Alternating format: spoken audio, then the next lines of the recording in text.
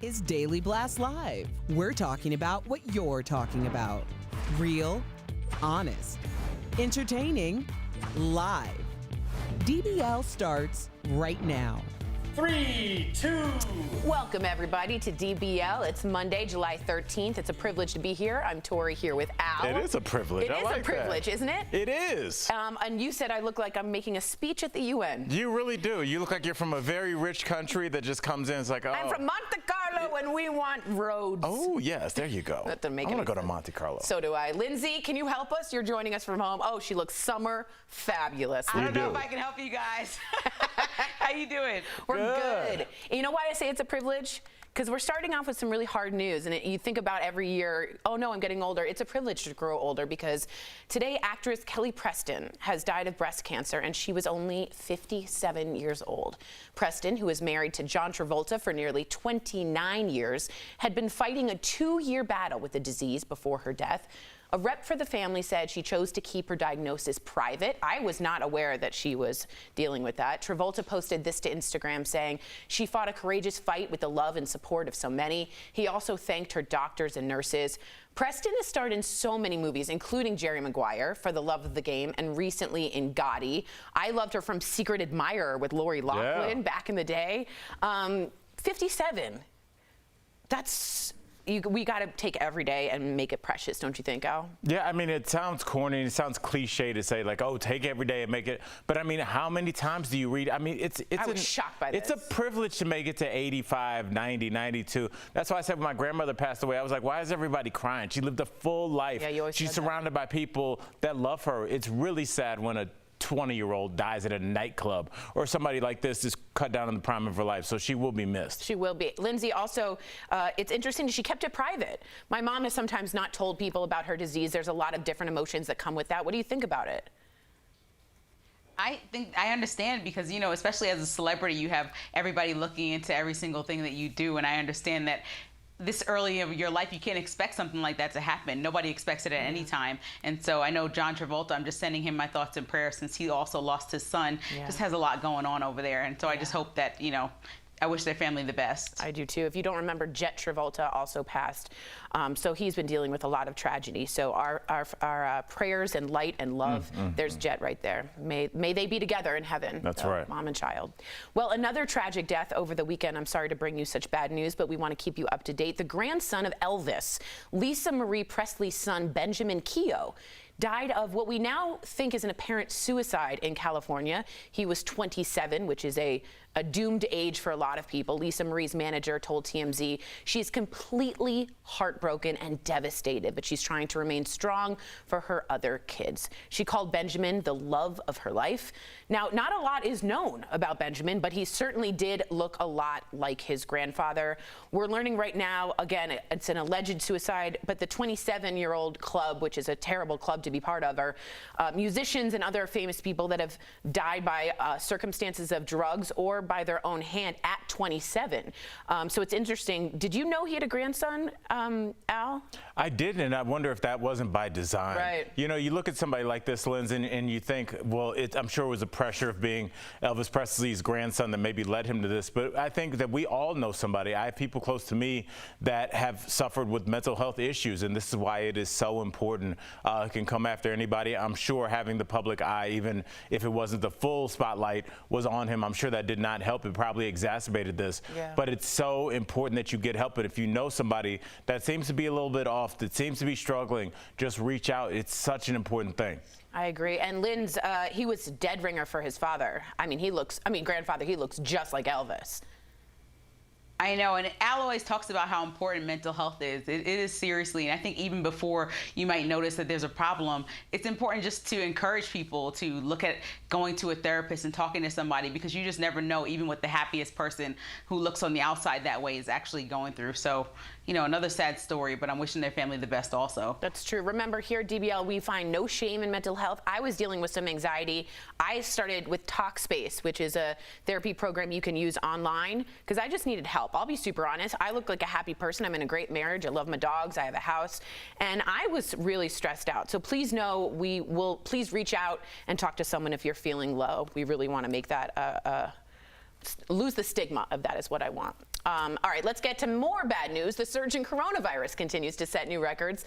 Florida recorded more than 15,000 new cases yesterday. That is the highest single-day total of known cases in any single state, surpassing New York's highest day ever.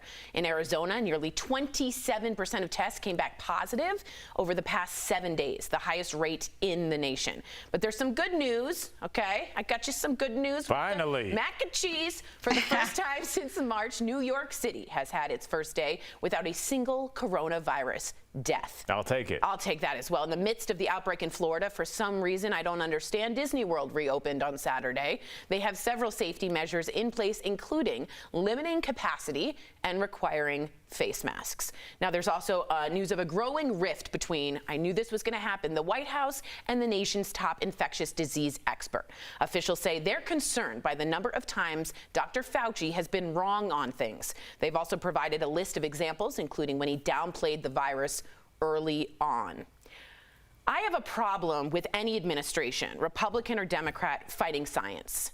Science is true whether you believe it or not. Al, how do you feel about this? I think this is a hit job. I really do. Yeah. It's an attack on his character. This man has worked for many presidents besides this one, both Republican and Democrat, and it's like going back and rewriting history.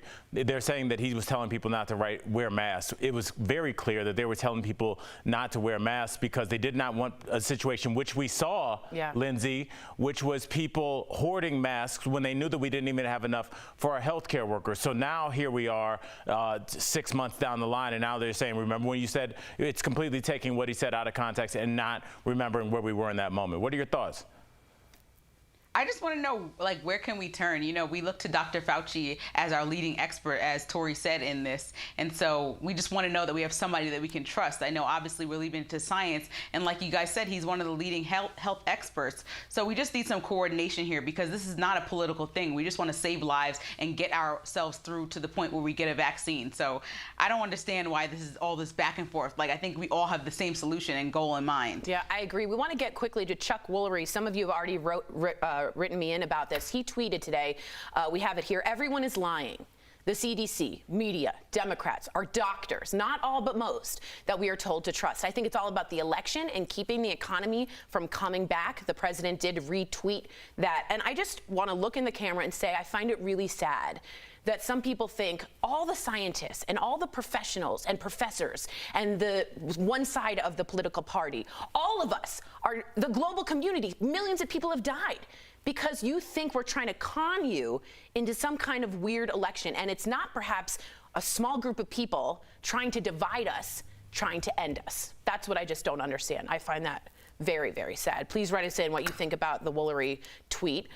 It is official. My Washington, D.C. NFL team announced this morning that they are retiring their name and logo. That's some good news. All right. It has long been considered an ethnic slur for Native Americans. This follows pressure from... No, even today, Yeah, right I feel now. like it's right now. pretty You bad can't now. say it right now. Could I? Yeah, exactly. This follows pressure from many corporate sponsors, including FedEx, who I believe owns the stadium, to get rid of the old name. No word yet on a new name, but it will reportedly be one that honors both the military and Native Americans.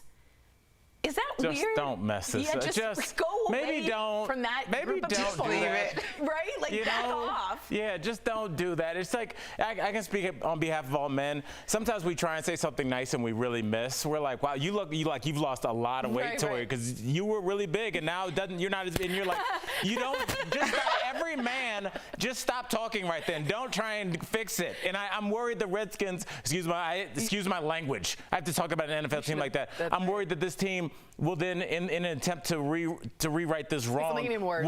we'll make it even worse. It's true, and Washington's known for putting their foot in their mouth, and totally. I think we thought of the Red Tails, like we said, which honors the Tuskegee Airmen. Lindsay, what did you think of the Red Tails? Certainly, please don't make it another Native American name. Right, I like the Red Tails, but the frustrating thing about what you just said, Tori, is that FedEx and pressure like money pressure is actually what made them change the name. Not that the fact that they offended an entire group of people that's been complaining for years, and people have been speaking up on their behalf for years, saying this is offensive. It takes money being pulled out of their pockets for them to say, yes, let's make a move. You know, it's terrible, but I'm glad that they're finally doing something, because like Al said, it was offensive back then, it's still offensive now, so they really need to put the speed on it. Yeah, and I also know Cleveland. Browns. I thought you were going to say Cavs. Oh. Okay. They're also But we were talking about football. Oh, yeah, I don't know the teams. Clearly. They're also very, not going to change the name, but they are thinking of changing the Tomahawk. Also, the Atlanta Braves are discussing You're talking about my baseball team, the Cleveland Indians. Correct. Okay, so we've gone through all the Cleveland sports teams. Continue. Now the Cleveland lacrosse team is a whole other story. I just wanted to read a really good quote that someone said. Gabrielle Garcia says, "Oh, Chucky, go make a love connection with your conscience." That's Chuck Woolery. Now, some people say, but yeah, from fellow snowflake liberals, a lot of people think this is a hoax. And I think that's really sad. I really do. I'm not trying to get mad at you. I'm not trying to talk over you. I'm not trying to teach you a lecture. I'm trying to tell you that that would make an incredibly difficult participation of an enormous conspiracy over the entire world, instead of maybe thinking some people are trying to divide us using this virus. So let me know if you disagree and we can have a good debate. Lindsay, you summer delight, stick around. Coming up on DBL, Jada Pinkett-Smith comes clean about an affair she had while separated from Will Smith. But we gotta ask, is the sharing getting a little too much? And a reminder, DBL employees, they're working from home during the pandemic, but that's not stopping them from making the show every day new. We'll be right back. Nice Hi, shot. Sharon. Hey, Sharon.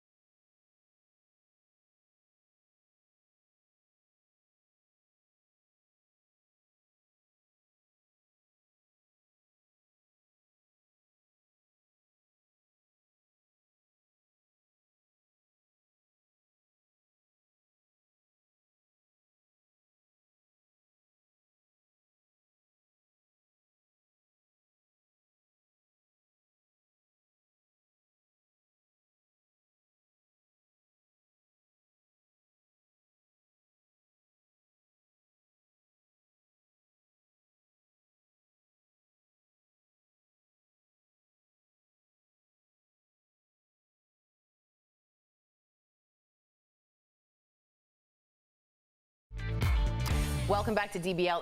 Everybody and their mother was talking about this over the weekend. Jada Pinkett-Smith opened up about her separation from Will Smith on Red Table Talk. So the couple admitted to separating about 4 years ago. And while that was happening, she says she became, this is the famous word, entangled with 27-year-old singer August Alsina. But Will said that it was more than that. Let's take a look.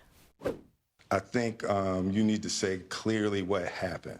As far as what? You and I decided we were going to take our space, and what happened? Yeah, and then I got into an entanglement with August, that's what I said. An entanglement? Yes. Yes. A relationship? Yes, it was a Yeah. relationship. We ride together. We die together. Bad marriage for life. As you can see, they are on good terms again, but you might not be able to say that about Will and 50 Cent. The rapper sent Will a private message on Instagram, first showing concern, but then questioned why he and Jada chose to air their dirty laundry in public, among other things. Will then responded with a bleep you.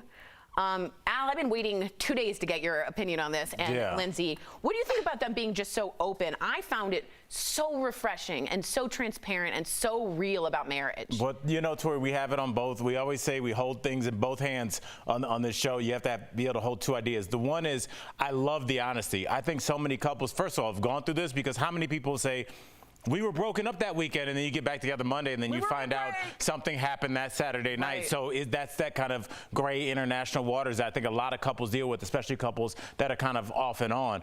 So I think this is related to a lot of people. On the other hand, I do kind of like not knowing so much about the people that I watch in movies. No, I like it. Because it kind of takes me out of it. The next time he's a superhero, I'm like, man, I just saw him. I'm being selfish. Lindsay, am I being crazy here? But Lindsay, also remember that, like, we all know rumors that they had kind of a more fluid, open relationship. It's like Tom Cruise. You know something's going on, but you can still watch him in Mission Impossible. I think it was great. Linz, what's your opinion on this? Listen, I usually like staying private, and I appreciate people's privacy. But in this particular case, Jada Pinkett has a show where she gets in people's business. And so at this point, to not bring herself to the table and not say anything, I think we all would have been staring like, how are you going to go on and interview people about the hot topics in their life and not mention a word about the drama that's surrounding yours? And I would have loved to see August Alsina, the R&B singer, at the table as well, so they can just honestly come together and, like, come to terms the same way that Lindsay, Oprah and Iyanla did when they had drama. Lindsay, I'm just going to tell you this. Looking at those pictures of August, it's just like, that's every guy my age's worst fear. I know. Like, even if you're Will Smith, you got a six-pack and $60 billion. A young, good-looking guy with a chiseled chin with his arm around your wife. I know, the red carpet. That's a rough day for any dude. Because we all keep going, you can't see my grades, can you? And then when you see what a real 20-year-old looks like, oh, that's what that looks like. Yeah, he's totally fresh. He's fresh off the line. He's just a baked cookie. That's a 2022 rolling off the line. He's shiny. You know what I thought was awesome, and Lindsay, I just wanted to work on what you said, is that she always holds people accountable. Jada, she'll put your feet to the fire, and I like that Will was like, entanglement. Yes. Let's unravel that a little bit, because he put her feet to the fire, which I thought was great. Charlotte's Web. Yeah, you hooked up. All right, that's me being nice. It's not a Charlotte's Web. All right, coming up next, I don't know what camera I'm going on. Jeff chats with the stars of the hit show Yellowstone and uncovers the secret to all that hot chemistry. Yeah.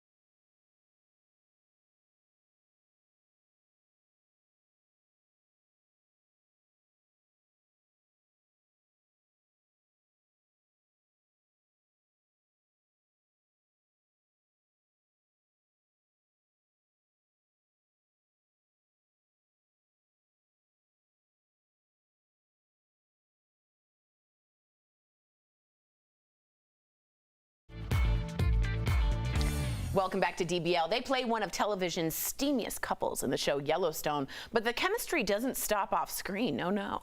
Earlier, Jeff spoke with Cole Hauser and Kelly Riley, and today is Chatting with the Stars. Is there anything you ever wanted to do but you didn't do? Because everybody would watch you or question you, and now doing it is in spite of them. Cole Hauser and Kelly Riley, welcome to DBL. I gotta tell you guys right off the bat, I'm a huge fan of Yellowstone, so let's jump right in. This is my home. I made a promise. Protect it. Care for it. Love it. Me and this family can't break it. Cole, on screen, your relationship with Kevin Costner, kind of like a father figure here. He has depth, trust, and even love with that character. So what has working so closely with the Oscar winner taught you specifically? You know, I mean, just how much he cares, I think. To see somebody that shows up every day and still cares greatly about what he does and does it at a very high level. So the opportunity to work with him has been great, but I have to be honest, the opportunity to work with Kelly has been better. Really? What a compliment, Kelly. So, Kelly, playing a rancher's daughter in Montana is about as American as it gets. You are the trailer park. I am the tornado. So, as a British person, which I did not know you were, how did you channel Beth's character? Did you watch any old Westerns or anything like that? I grew up watching, you know, all the Westerns and every American movie, just like American kids do. I love playing characters as far away from myself as possible, and then you almost find yourself in there by surprise. Cole, between your characters in Dazed and Confused, Good Will Hunting, and The Breakup, that's actually how I know you. I had to go and Google it when I was watching the first season. I'm like, I know this guy. Now you play Rip. Who would you say you're most like in real life? None of them. I'm a little more laid back. You know, I'm a father of 3 and a husband for the last 20 years. So I enjoy, you know, just the simple life. After I get off the phone here with you guys, just to go and fish with my son. So I'm a pretty just mellow, laid back guy. Oh man, I went fishing with my son yesterday. I know what that's like, that feeling. Now, the history and chemistry between Rip and Beth keeps us wanting more, me and my wife included. Is this relationship built to go to distance? Are you guys ever gonna get together? They've been in love with each other since they were 15 years old. This is a relationship that is karmic for me. I feel like they're meant to be together. But this is the first time in the 3 seasons that we really get to see them settle down into a place, just being in relationship with one another and connecting with one another, and to really experience love. It's powerful because we've set it up so well for 2 seasons. Cole, do you hope you guys get together later on in the season? I know you can't spoil anything. I'm not going to tell you where it goes, but you're going to see a lot more of them and just kind of what pulls at their heartstrings and just, you know, romance. You guys are both fantastic. Thanks for taking the time. Season 3 of Yellowstone is airing on the Paramount Network right now. If you haven't seen it, go back and start from the beginning. It's fantastic. Cole Hauser, Kelly Riley, thanks so much for stopping by DBL. Thanks for having us. All right, guys, we'll be right back, everybody. Promotion.